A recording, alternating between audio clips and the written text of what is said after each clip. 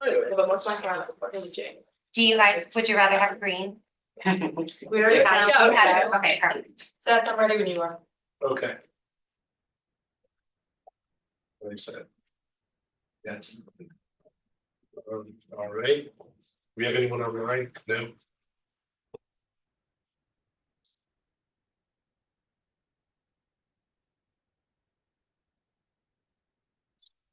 Nothing present. All right. I'd like to call this meeting of the Madison Public Schools Board of Education to order and rise for the pledge of allegiance. I pledge allegiance to the flag of the United States of America and to the republic for which it stands, one nation, under God, indivisible, with liberty and justice for all.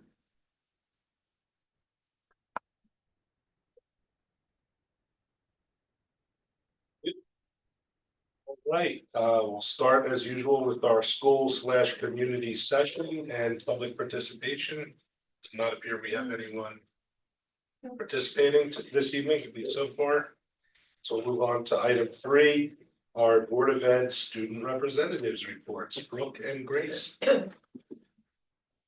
So the first thing on our agenda is exams. So they wrapped up before Thanksgiving break, and I think the students really appreciated having that kind of closure before the long break. And then when you get back, it's a really nice reset. You're rested and ready to start T2. So I really appreciated that. I know my classmates really liked kind of diving into trimester 2 with some new energy and getting a new schedule right as we came back. So that's really appreciated by the students. And then there was a humbug play, and Mr. Salvatore was very impressed. He thought it was well done. I didn't have a chance to attend, but it seems like the number of attendance wasn't as high as they kind of expected, which is unfortunate because they put so much work into it, and it's supposed to be really well done.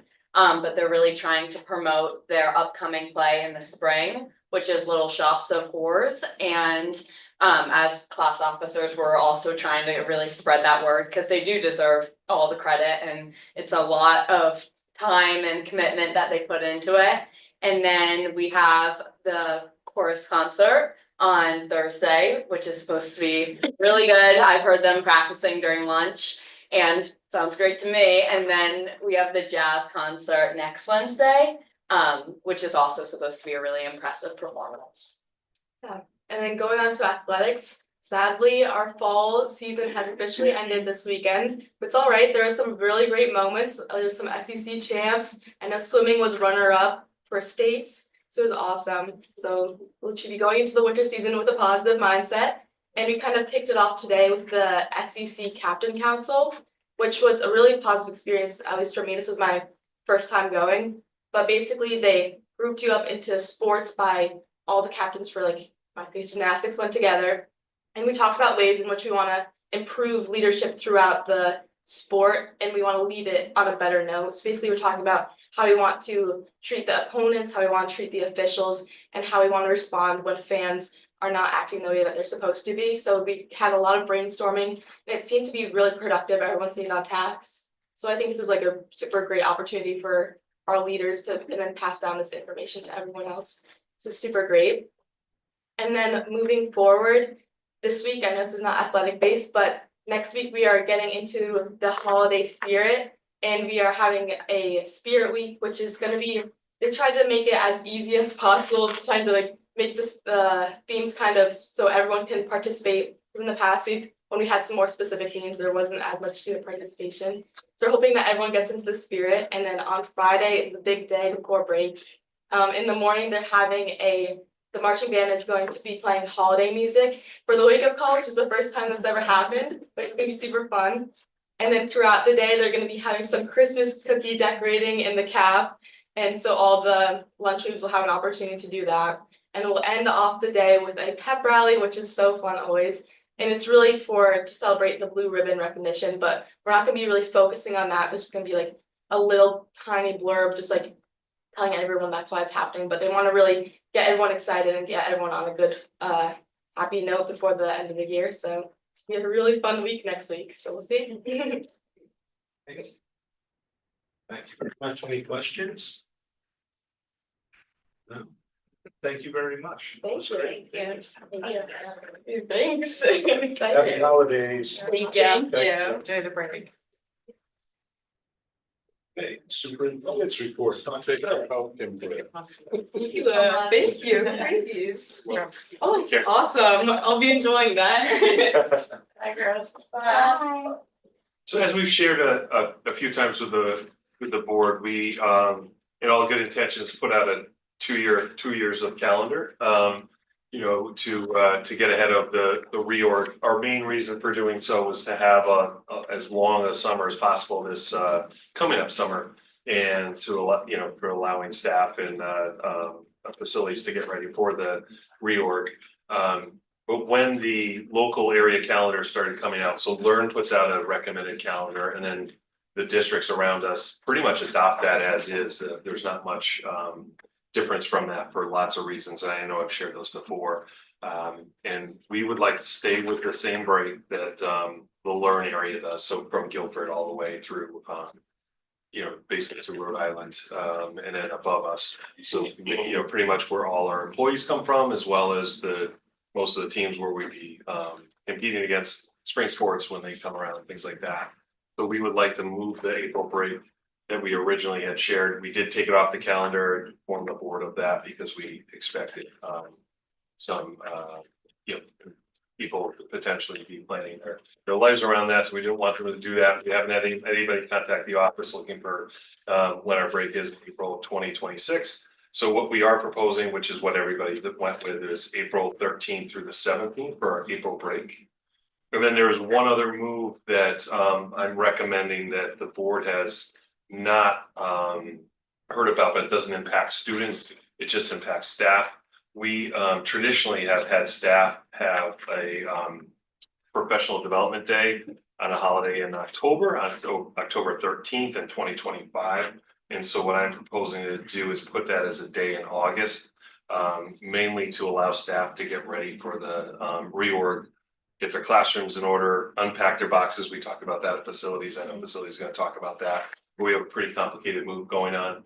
And then each year we have more professional development that either comes from the state as mandates that Gail would like to do with staff, or principals need time with staff. So this will give us a full 5 days. I don't expect that would be repeated annually. This would be a one-time kind of calendar special that we have five days you know, ahead of time. So I think that was some feedback from staff that they prefer that, as well as administration. The full administration team supported that. So it's not adding an extra day, it's swapping and. It's swapping moving the- the October one Yeah. to August. Yes, yeah, so it's a staff day, so it doesn't impact students whatsoever. Students aren't starting any earlier or have a different day off. It's just that staff will have that day off. The teaching staff will have that day off specifically. Thank you. In October, and then they'd come back a day earlier. So that will be up for a vote later, as well as future use of buildings. And so we have, as we've talked about as well, a vote on the calendar tonight to turn TCLC, Ryerson and Jeffrey back to the town. We will no longer be operating them, as you know, at the end of 24-25 school year.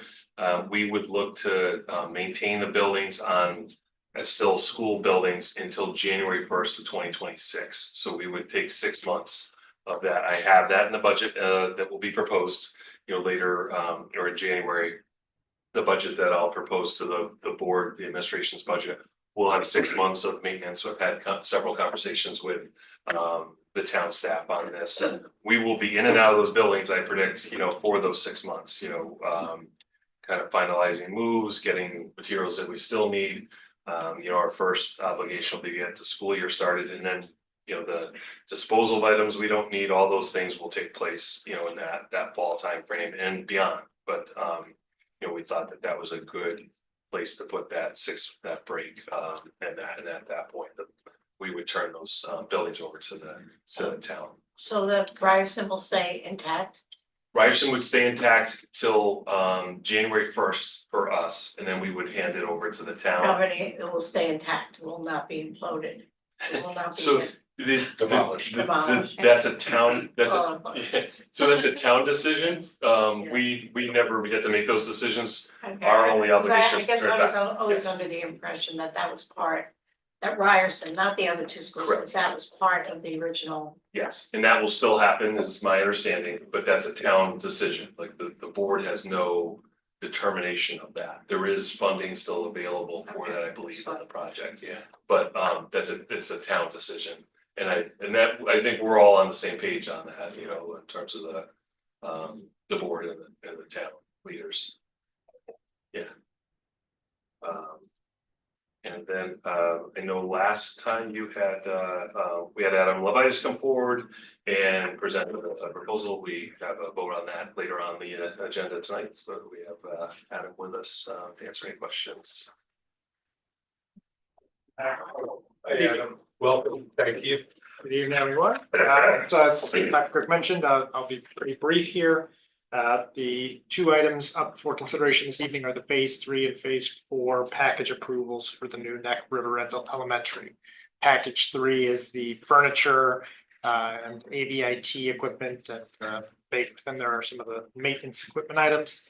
And then package 4 are the playgrounds. If you're wondering why we're doing two packages on the same date, that was the original structure for the packaging. We thought there might be some staggering of dates, but they ended up just aligning in terms of when we could do the approvals and get the meeting with the state. So that's why we're doing them simultaneously, but there are technically two votes. And ultimately, if there are approvals, those would result in two forms that both Dr. Cook and Seth would sign on behalf of Superintendent's Office and the Board of Education respectively. Again, this is built the same as we had done with our phase 1 and phase 2 packages, where in effect, the Board of Education is affirming that the scope contained therein aligns with the intent of the project, the intent of the education specifications to ultimately deliver a building that supports the needs of the district. I will say that, as I mentioned in the last time I was here for the November 12th meeting, it's been a robust process, and really it's end user stakeholder driven, much more even so than the construction project. A lot of the building is dictated by building codes or fire codes or standards of that nature. The furniture packages, the playground packages, those are much more heavily driven by what does the principal, what the staff, the administration, what do you need to run the building? How many chairs, how many have you? Obviously heavy input from the education specifications on students per room and things of that nature, but when they're getting down to the nitty-gritty of how they stack or what types of tables work best with the paras, all those conversations drive the development of these packages. And that was led by Tecton, the architect team, and they're the ones that compiled the packages that were submitted to you in your Board of Education packets for this evening. So with that, it's like I said, it's a pretty straightforward piece on my part. Happy to answer any questions if there are any, but How otherwise. do they decide, like, what, how many, do they bid out for that, or do they know companies, or? That's a good question. So for the vast majority of the items, they're sourced off of pre-competitively bid state contracts. So that way we're not putting it out to bid and you're not sure potentially what share you might get. It might be a similar. With this, it's contracting that's gone through, been competitively bid, and you can pick which product you're getting. So the vast majority of the items within those packages are on state contracts. There are a few that either exceed state contract limits. So for example, the district standard is Promethean smart boards, if you will, in the rooms. There is a state contract for that, but because of the quantity that will be needed for the school, we do have to go out to bid and get approval from the state to be able to sole source that Promethean board. But ultimately, when we first kicked off the exercise, the goal was to try to maximize the competitive power of the state contracts, the knowing what's going in there, knowing what the pricing is. We're not playing a huge guessing game on bid day to see if we're way over budget or way under budget. We know what the pricing is going to be. That translated in a much more controlled environment to get the teachers and staff what they need. Are there any state grants available at all for? This all runs through the. No, I'm sorry. I'm sorry, go ahead. This all runs through the state grant project. So It this does, is okay. yes. Okay. These votes tonight are effectively to authorize the project to sit down with the state to get the state's buy-in on what's eligible, what's not. Okay. The overwhelming majority should be eligible, Right, and then the town would receive its reimbursement that way. right, thank So in effect, we'll get like a 28% reimbursement. Yes. So, okay, good. Does anyone have any other questions now? I know that Diane asked a couple of questions by email because she wasn't able to be at the meeting tonight. And her questions were basically addressed by Adam already in that she had a concern as to whether teachers and the end users at the school had input into the design of the FF&E furnishing items, and the answer is obviously yes, they were heavily involved from the outset. And also, if, as I remember, Tecton has folks on staff who are special, I forget what the designation is, but it's like ergonomic specialist designers or something that, what, do you remember what that? There was early in design, they had I know the staff you're talking about that has that sort of a holistic environmental background on. Yeah. I'm not using the terms correctly either because it's, again, I'm not an Yeah. architect, but yes, they have her on staff as well as several interior designers within their staffing ranks that pull together options in response to what the school staff, the district staff are looking for to create the options, create the selections and match it up. So, yeah, so it's a pretty robust team. Yeah, thank you. Any other questions? And I think what I'm gonna do, if it's okay, is I will entertain a motion to move action items 10 and 11 up to before our after the consent agenda, but before the board and committee reports. So that way, we can get Adam out of here. I know he has a young child, so we'll take pity on him. So I don't know if you wanna, well, we can't do that right now because we're still in the middle of your report. But after your report, we can do that. Last thing I had for my report was that the holiday break begins as our students shared on December 20th and school resumes on January 2nd. We wish everybody a great holiday. Any questions for Craig in the superintendent's report? Thank you, Adam, and if, don't go far. We're gonna be low next room. Okay, so next I will entertain a motion to address action items 10 and 11 on the agenda. Right after agenda item number 8. So it'll be after the motion to approve the consent agenda and before the board committees and liaison updates. So moved. Emily, thank you. Do I have a second? Second, Stephen, okay.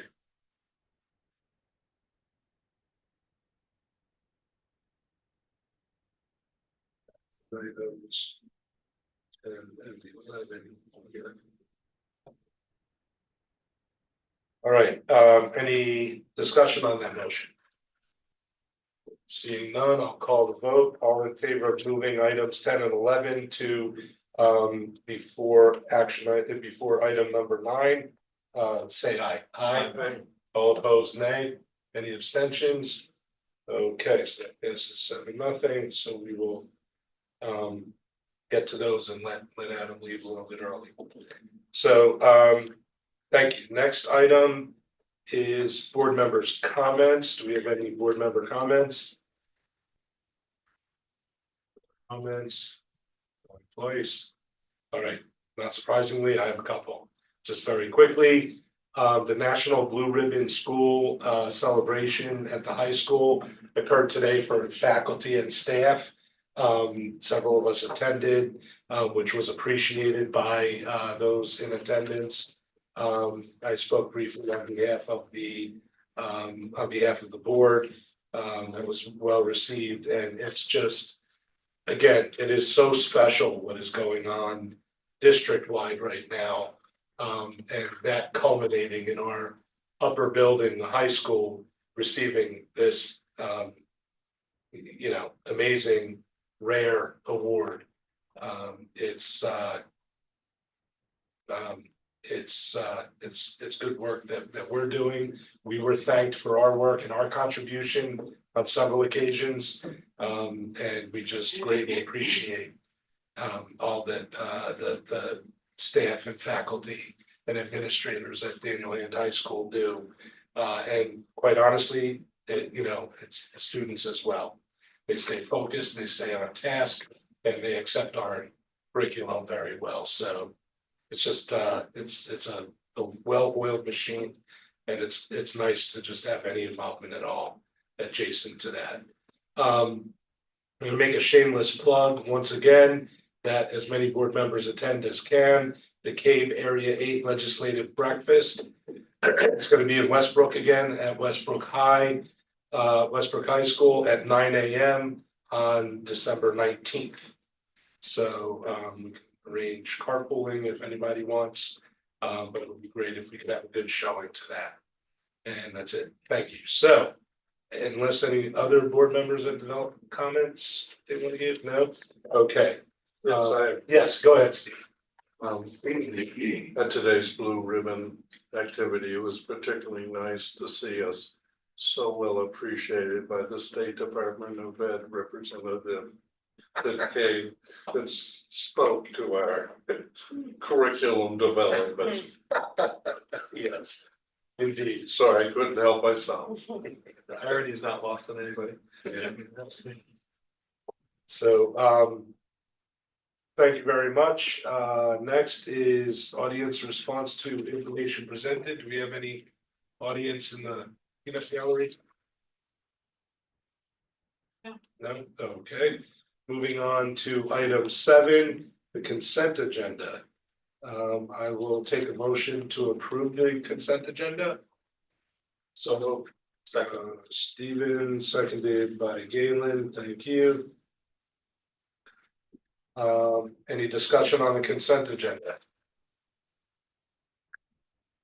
No discussion, and there were a few questions posed by Diane and answered by the administration, and it was good. So thank you. All in favor of the consent agenda, say aye. Aye. All opposed, nay. Any abstentions? Yes, it's 7-0. Thank you. All right, so now, per our prior vote, we will move to action item 10, and I will entertain, and this is going to be a lot, so listen closely. I will entertain a motion to approve the Phase 3 furniture, fixtures, equipment, FF&E, and audiovisual IT package, and authorize the project to proceed with state final plan review and subsequent procurement. The Phase 3 package is comprised of plans and the project manual dated 11/27/24, along with supporting state grant process documentation. Do I have a motion? So moved. Emily, do I have a second? Second. Mary Ann, thank you. Any discussion on the Phase 3? Now, this is the FF&E. The next action item, just so we're all clear, the next action item is going to be the playground package. So we're only voting on the furniture, fixtures, and equipment right now. Any discussion, any questions for Adam while he's here? Seeing none, I'll call the question. All in favor of passing and approving the Phase 3 package, say aye. Aye. All opposed, nay. Any abstentions? Motion passes unanimously. Thank you. 7-0. All right, I will entertain an action item. Action item 11 that we just moved. I will entertain a motion to approve the Phase 4 playground package and authorize the project to proceed with state final plan review and subsequent procurement. The Phase 4 package is comprised of plans and the project manual dated 11/27/24, along with supporting state grant process documentation. Can I get a motion? So moved. Emily, do I have a second? Stephen, thank you.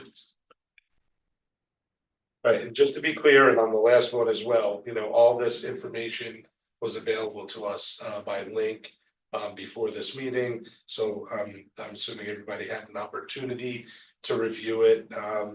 Any questions or or discussion, questions for Adam while he's here? So basically the same process. Yes. What else? Any discussion? All right. Thank you. I'll call the question. All in favor of approving the phase 4 playground package, say aye. Aye. All opposed, nay. Any abstentions? Motion carries unanimously. Thank you. Okay, now we go backwards in time. Thank you, Ed. Thanks for having us. All right, now item 9, originally titled 9 on the agenda, board committees and liaison updates, curriculum and student development, which met tonight. Stephen. Yes. The Curriculum and Student Development Committee met this evening. And in attendance was Mary Ann and myself. Seth, Greg and Gail. First item was a geometry textbook adoption presentation, and in the presentation, it was made clear that it was an extensive and deep process looking at what the state standards are, what colleges are asking for in terms of geometry curriculum, what other districts are using and what they have felt has been successful and not successful. And then certainly, in district conversations, but the focus was what are the essential concepts that we want to see coming out of the geometry coursework among various program options in terms of curriculum. The curriculum that was selected that they're seeking board approval for is over on the table, and people are certainly welcome to take a look at it. One of the strengths that that they were certainly looking at in this process was that it provided opportunity for application of applied learning of geometric principles and repetitive practice, and it felt like it met that. Part of the discussion during the meeting, because we've had many curricular meetings where the focus of the conversation has been teacher developed curriculum. Rarely do we see, with the exception of AP classes, that it leads with textbook. And so part of the question was, what is the balance between adopting a textbook and maintaining what is Madison's longstanding practice of teachers working together and really reflecting and developing the curriculum. And the answer to that was essentially this curriculum allowed maximum flexibility in terms of utilizing and shifting around units based upon what the teachers saw as the proper sequence. The other part of the answer is the nature of mathematics in particular is such a huge body of essential concept and outcomes that the need for a textbook and a more direct curriculum to draw from is a little stronger than you would see in other subject areas. So, it was a good discussion and it was a good presentation. And, as we as a committee looked at, consistent theme of teacher involvement and investment in the curriculum, I felt, and I think the committee members would agree, that we felt, that there was due diligence on the part of the team as they looked at that. Next part of the agenda was Algebra 1, and although it's on the agenda as presenting the Algebra 1 curriculum, which it was, it really is a much broader conversation. It was really about the shift from eliminating level 3 to level 2 in the Algebra 1 course, adapting and adjusting to a subset of students that often struggle with mathematics and, you know, had been previously locked into, you know, level 3 classes. You know, how that has been managed and continues to be evolving is, you know, a fascinating model of co-teaching where regular ed teachers and special ed teachers are working together. Different approaches in terms of grouping kids heterogeneously, monitoring student progress, and using math labs. Basically, it's making commitment to not let kids fail and still maintaining standards of the algebra curriculum. In the presentation of note were two things in my humble opinion. One was the recognition and the need for ongoing professional learning community meeting among the teachers and the team that are working in this courses. And, you know, the coordinator for the math chose to teach one of those classes, which, you know, I was happy to hear, and it shows the commitment of following the process and really learning from how we can do this better. So, you know, clearly it's evolving. I mean, the other point that came up in the conversation is, you know, there's evidence of mobility within those classrooms of kids that, you know, people looked at and go, you know, there's some significant gaps in their math history and learning. You know, in traditional level classes, those kids may be stuck, you know,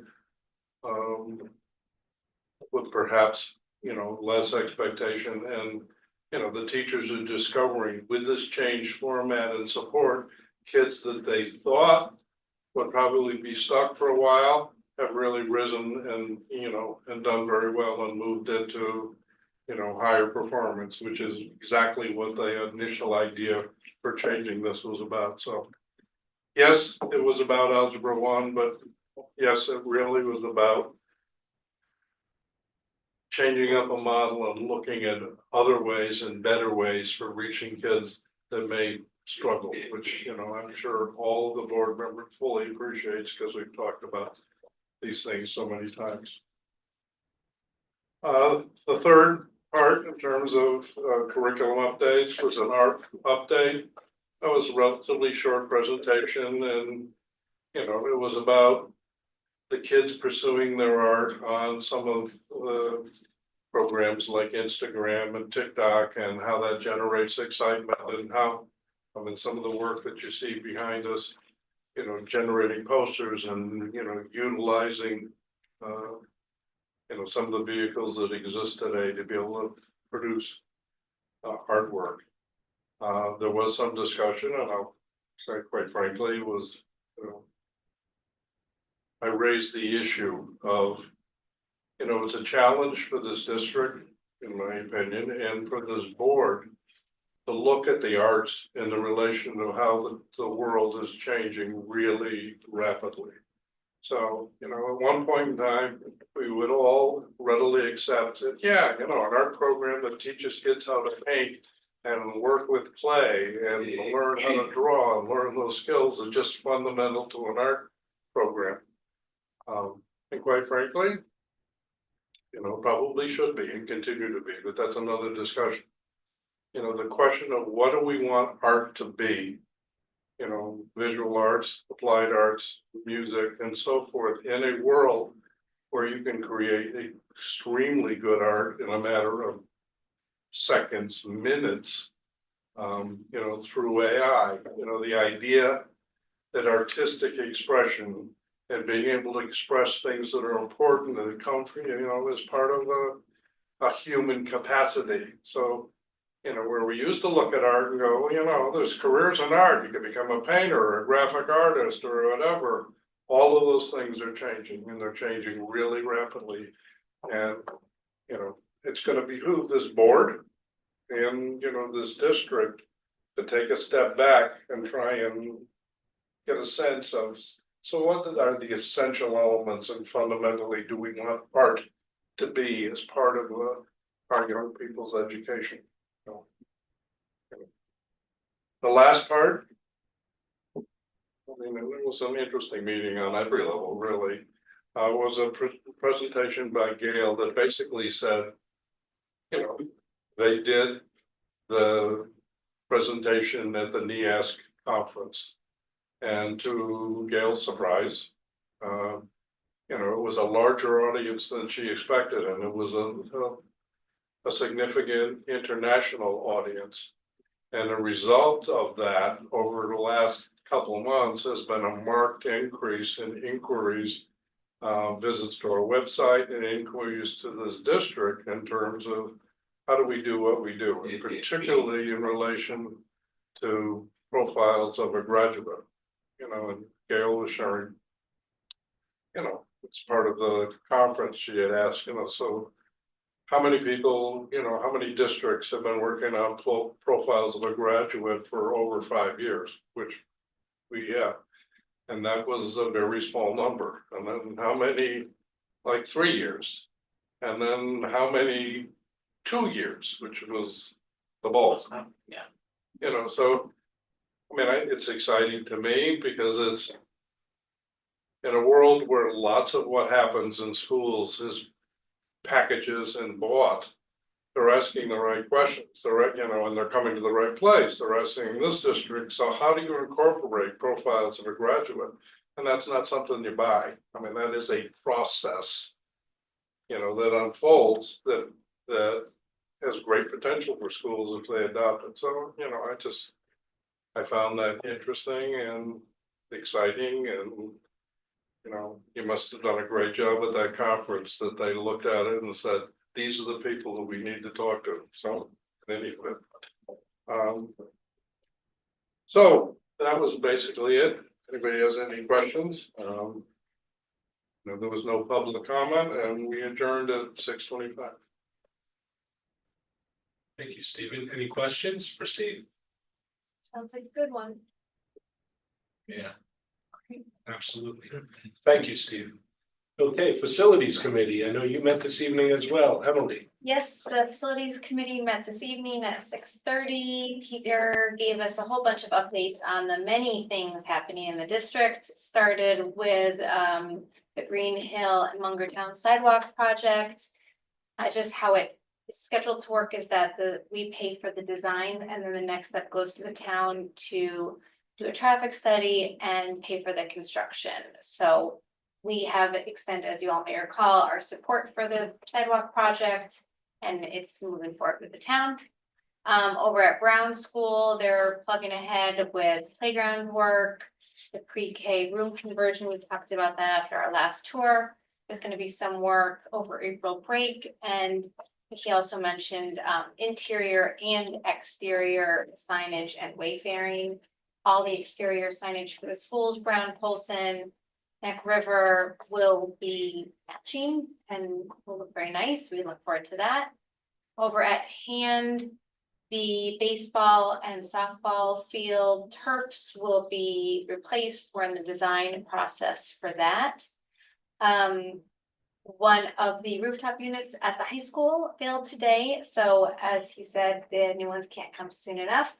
Fortunately, we have the spare parts to make it work, and it should be fixed, Peter said, in the next week or so. But we'll be glad to see that project end. And they will be, as you know, replaced June of 2025. It should be about 3 weeks for that work to be done. Over at Polson, they're moving forward with HVAC work to be done over the summer of 2026. They do have bi-weekly project team meetings, auditorium renovations moving forward.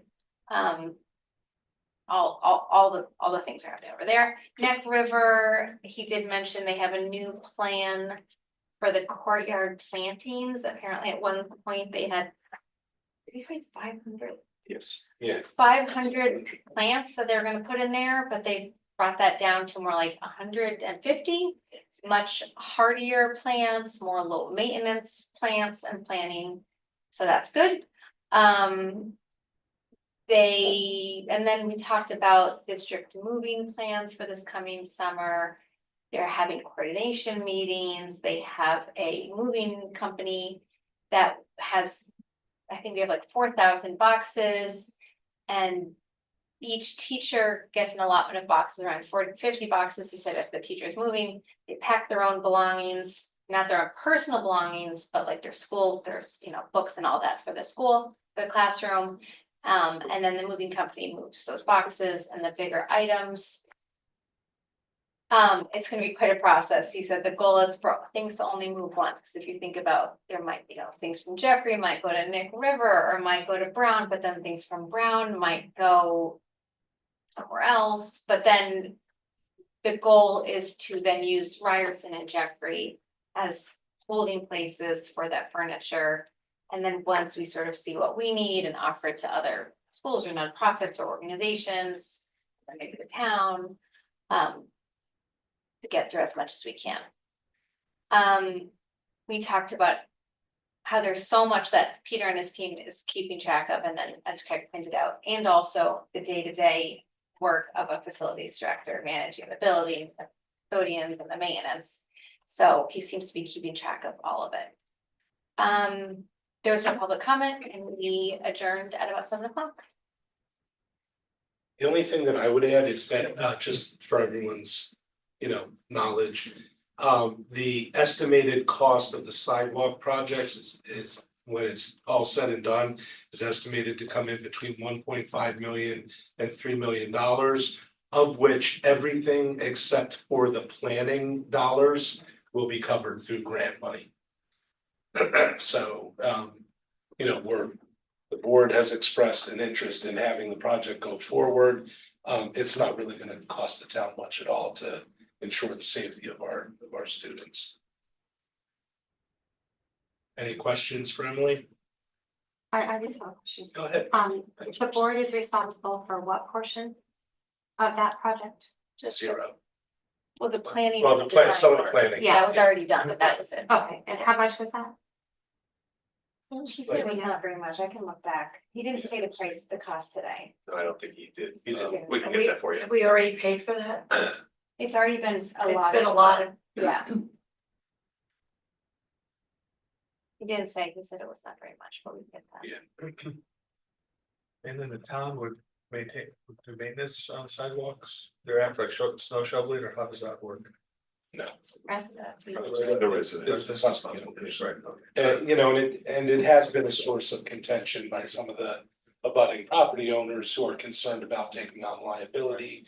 I asked about that during the prior meeting, and Peter Anderson, our facilities director, responded basically that they're looking to do some creative designing. And this is why the cost of it might be a little bit more, like crossing the street a couple times, adding a bridge, like things that the local abutting property owners won't necessarily have responsibility for maintaining. Okay. I think I'm missing something. So if we allotted money for the planning of the sidewalks. In what budget? In 24, 25? I think it was included in part of the school. School construction. Yeah.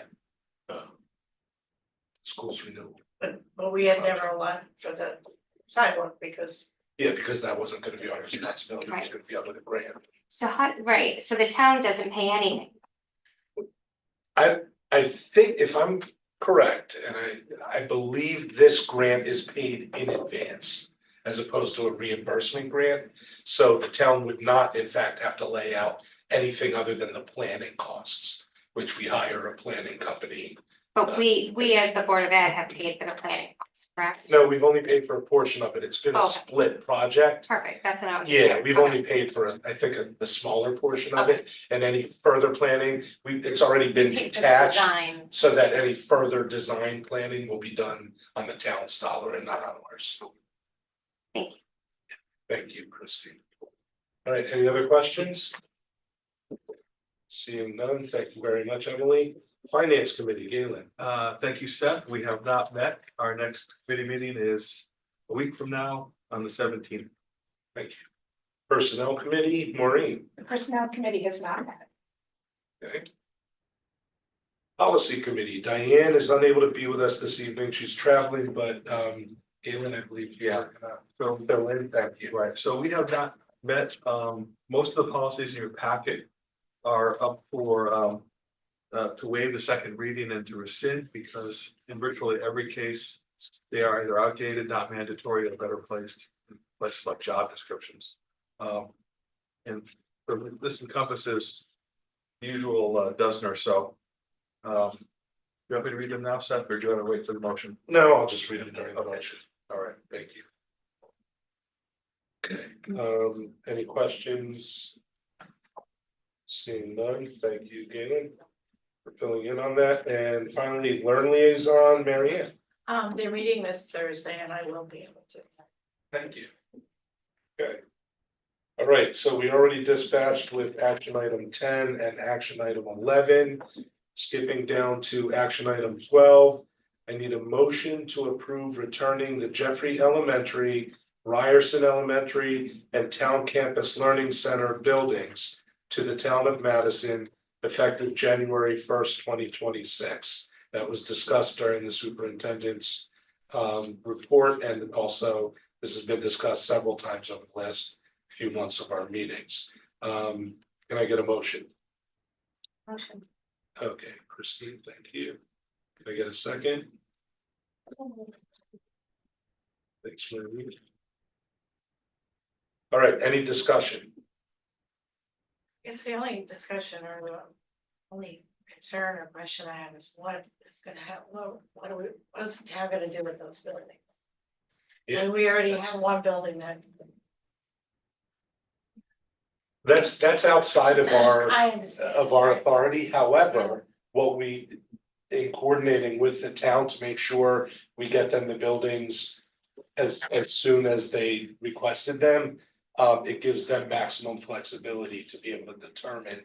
I do believe that there will be some funds available as originally intended through the schools renewal project to contribute toward or completely cover the demolition of Ryerson, as was potentially one of the plans what the voters voted on with the referendum in February of 22.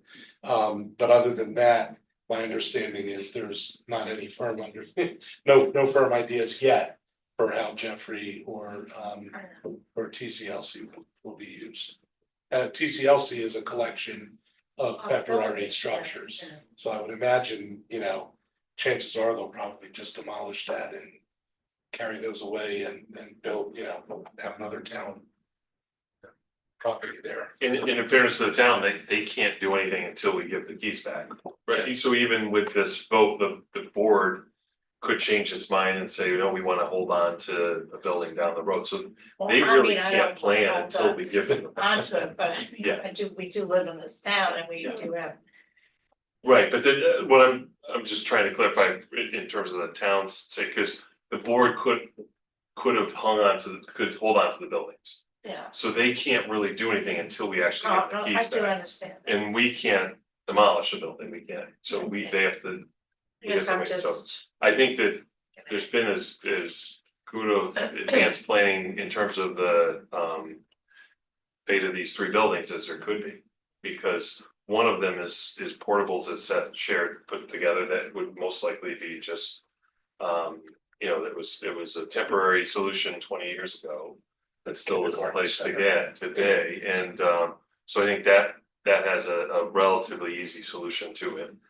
They have a plan for Ryerson, and then Jeffrey is still possibly to be operated as a building, so it does have portables as well that could be taken off, and the rest of the building could be operated. So I think the town has some options, whether it's to sell the building, whether it's to do other uses for it. So I think that they've been as thoughtful as they can, but they can't do anything until this action helps them to start the plan. But even still, they can't do anything until we actually get the keys back. What happens to the insurance on those buildings? So we would hold on to everything until July 1. And so, for instance, we'll July have, 1 of 20. excuse me, January 1, sorry. January 1. January 1 of Okay. 26. So for instance, we'll have summer school at Jeffrey this summer. Our only open building for us is Polson and Jeffrey. So summer school will be at Polson and Jeffrey. So we could not, I don't see any really option for us to give it back any sooner than what we're doing. And, you know, in the past, when we closed Island Avenue School, the town wanted it quickly and we had to basically, and Billy, our prior facilities director, arranged it so that we were out July 1st. Right. Right? That's not gonna be possible this time anyway, because it's a much more complex, many buildings involved. We need to use Ryerson and Jeffrey for staging for boxes and move, for the Right. move, as you heard during the facilities report. So really, you know, this gives us the breathing room we need, as Craig mentioned during his report, to be able to use out those buildings comfortably without So, having to right, rush. is there anything, I guess my concern is, since you're gonna transfer the properties over and insurance wise, the town will be in, you know. Footing that bill, if you will. So then what happens with the condition of the building and how we leave it? Is there any verbiage with regards to that? They basically take it, and my understanding is they take it as we give it to them, Okay. so we hand over the keys, and then they're responsible from January 1. And really, because of our shared services, it's still Peter Anderson that will be in charge of the building. Yeah. You know, so it's. Right. It's gonna probably be Kerma that's insuring it, Yes, so. yes. So I think that's where our close relationship helps.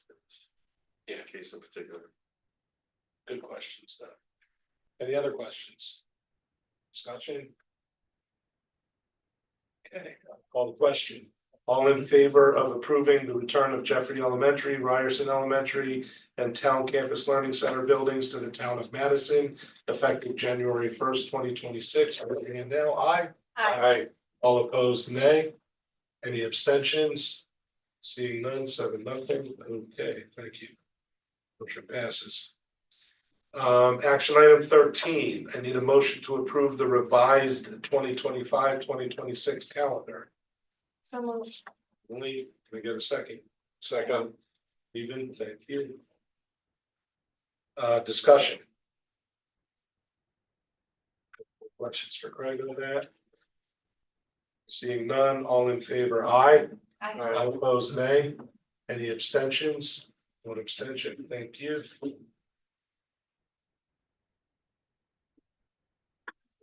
6-0-1. Is the vote, thank you. Action item 14, and this is the obligatory long policy action item. I need a motion to waive the second reading and rescind the following policies. 6080.2 English Language Arts Education, 6080.19.3.4 Role of the School Psychologist, 6080.19.3.5 Role of the School Counselors, 6080.19.3.6 Role of Instructional Paraprofessionals, 6080.20 School-wide pre-referral approaches and interventions, parentheses, scientific research-based interventions or SRBI, end parentheses, 6100.14.3 resource center / media centers / school library, 6110.7.2 graduation exercises, 6120 evaluation of instructional programs, 6152 grouping for instruction, and 7110 educational facilities planning and capital programming. Do I have a motion? I'll give this one to Galen. Thank you. Do I have a second? Mary Ann, thank you. Any discussion? That policy committee is getting a lot of work done. They are. And I mean, and just again, I guess it bears mentioning for people watching at home. You know, it may sound like we're abandoning some of these important things, but in fact, on the advice of our counsel, a lot of these things are either covered elsewhere in our policies, so it's redundant, or they're covered by state law, or federal law. Or they're just not, applicable anymore, or they're not like common modern practice, things like that. So we are, the policy committee is very carefully reviewing all of these, and nothing is sneaking through that we really feel ought to be continued. But at the same time, how we're benefiting here is we're gonna have a lean, streamlined policy manual that will be easier for the whole community to research, find what they're looking for, apply the concepts, understand what we stand for. So, okay, so any questions or discussion further? Seeing none, all in favor, aye. Aye. All opposed, nay. Any abstentions? No, motion carries 7-0. Action item 15. I need a motion to waive the second reading and approve policy 6050, parental access to instructional material. Do I have a motion? Emily, can I get a second? Second. Stephen, thank you. All right, so this one had largely to do with making sure that there's transparency in our curriculum materials. And ours have been very transparent for years. We've been avant-garde there, and Gail has been posting those online for several years. So we're ahead of the game. There was a state law to mandate that, but we're already in compliance. So we're really just adopting the council recommended version that comports with what we already do. Any questions or further discussion?